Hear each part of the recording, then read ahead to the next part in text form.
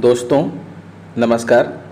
दोस्तों आप सभी जानते हैं कि धैर्य का जो फल है वो खटमिठा होता है।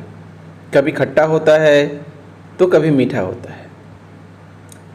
दोस्तों मैंने आपसे कहा था कि मानव संपदा पर कुछ हलचल हो रही है, कुछ काम हो रहा है, तो उस काम का परिणाम आपके सामने है।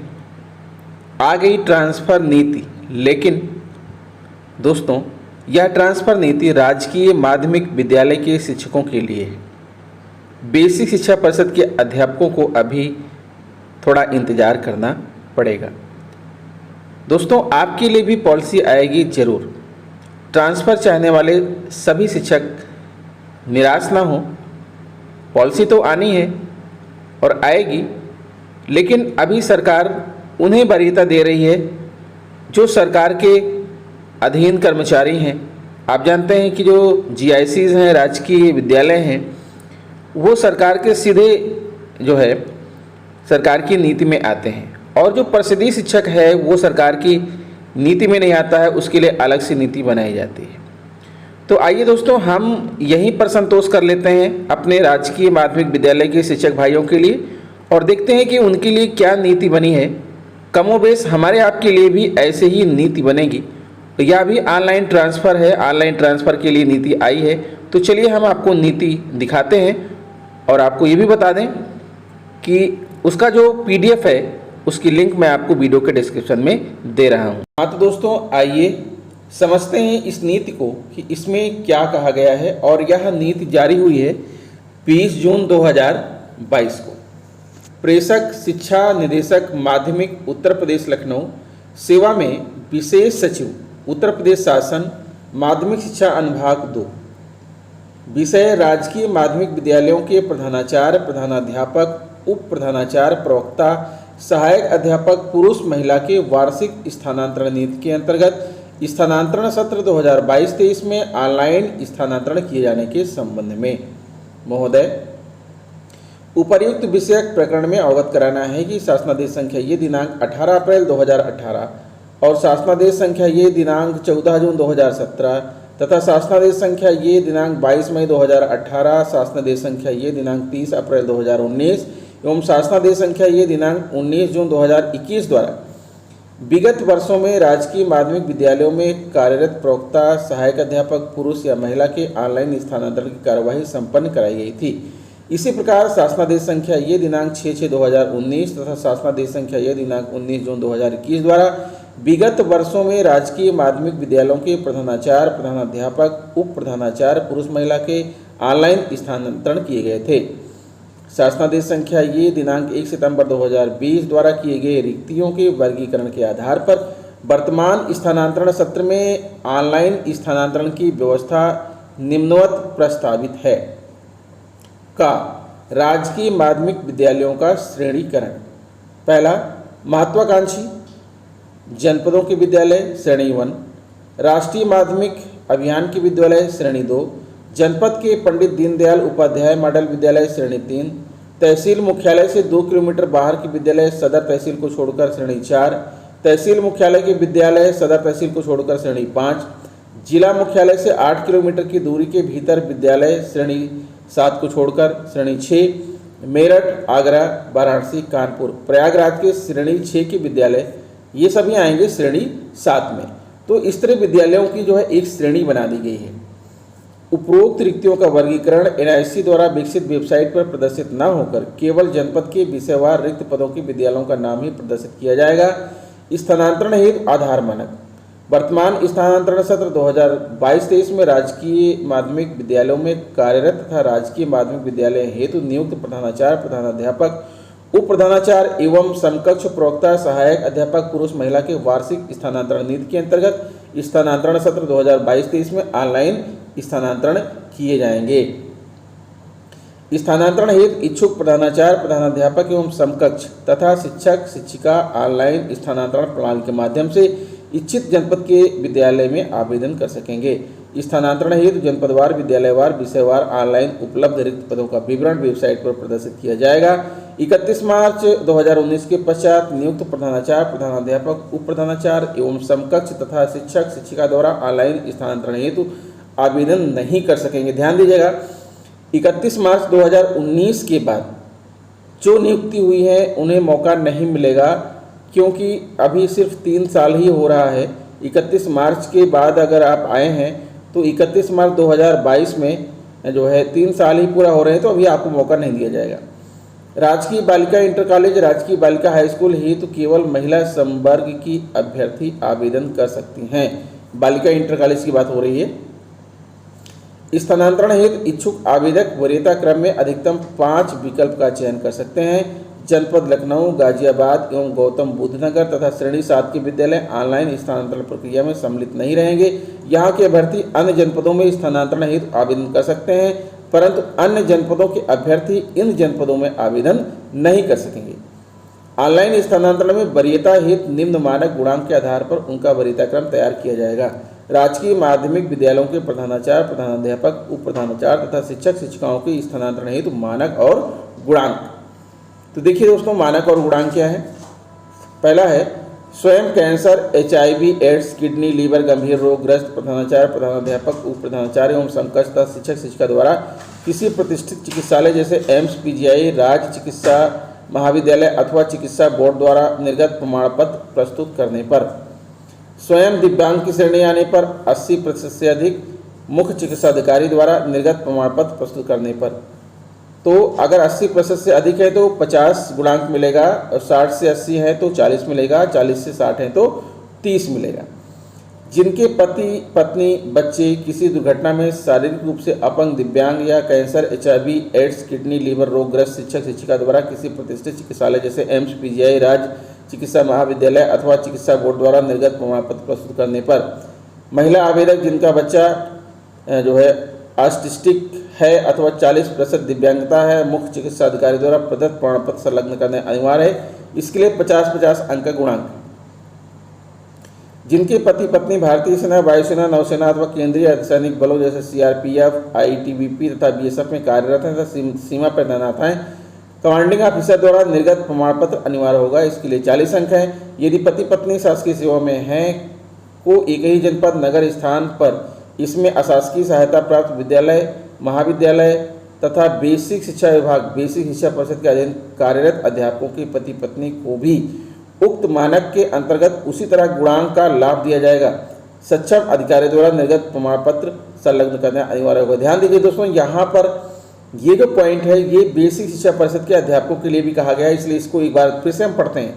यदि पति पत्नी शासकीय सेवा में हैं को एक ही जनपद, नगर स्थान पर इसमें अशासकीय सहायता प्राप्त विद्यालय, महाविद्यालय तथा बेसिक शिक्षा विभाग, बेसिक शिक्षा परिषद के अधीन, यहाँ पर ध्यान दे लीजिएगा, यहाँ किसकी बात हो रही है? बेसिक शिक्षा परिषद जो आप सरकारी टीचर हैं उनके लिए नहीं है, बल्कि जो एडेड विद्यालय हैं, जो अशासकीय सहायता प्राप्त विद्यालय हैं, महाविद्यालय हैं तथा बेसिक शिक्षा विभाग, बेसिक शिक्षा परिषद के अधीन ऐसे प्राइवेट विद्यालय जिनको मान्यता बेसिक शिक्षा परिषद से मिली हुई है, तो वो बेसिक शिक्षा परिषद के अधीन हो गए।